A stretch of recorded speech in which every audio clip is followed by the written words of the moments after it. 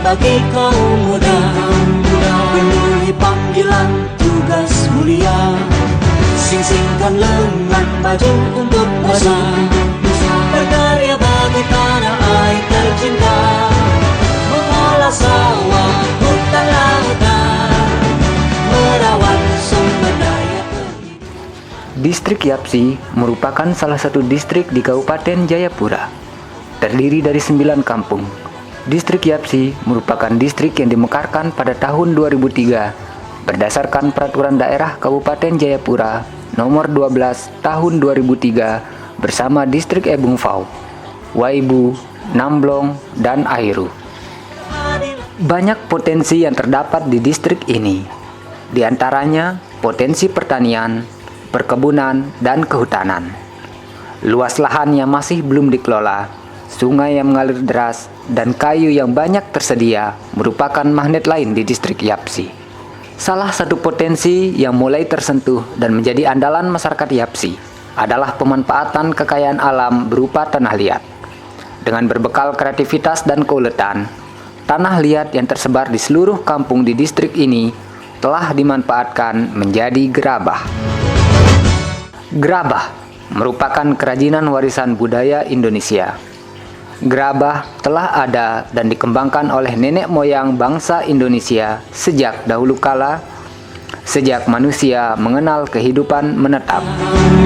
Penuhi panggilan tugas mulia, sing-singkan lengan baju untuk nusa, berkarya bagi tanah air tercinta, mengolah sawah, hutan lautan, merawat sumber daya kehidupan, satukan tekad, gelora dan semangat, membangun bangsa yang makmur dan berdaulat,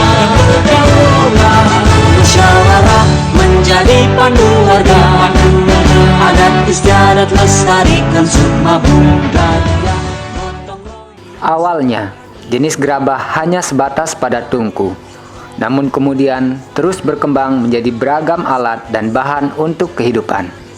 Misalnya, kendi, guci, celengan, dan beragam bentuk hiasan. Bahan baku, alat, dan teknik pembuatannya pun sangat sederhana.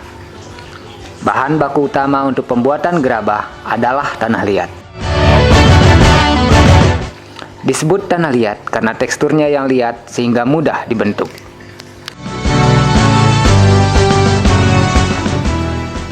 Gerabah menjadi salah satu jenis usaha yang layak dikembangkan di distrik Yapsi. Ada beberapa alasan yang mendukung pendapat tersebut. Pertama, tanah liat sebagai bahan baku utama sangat melimpah di distrik ini. Keberadaan tanah liat tersebar di seluruh kampung di distrik Yapsi. Alasan kedua, belum banyak yang mengelola usaha ini di Yapsi. Kalaupun ada, saat ini cara dan jenis gerabahnya sangat terbatas.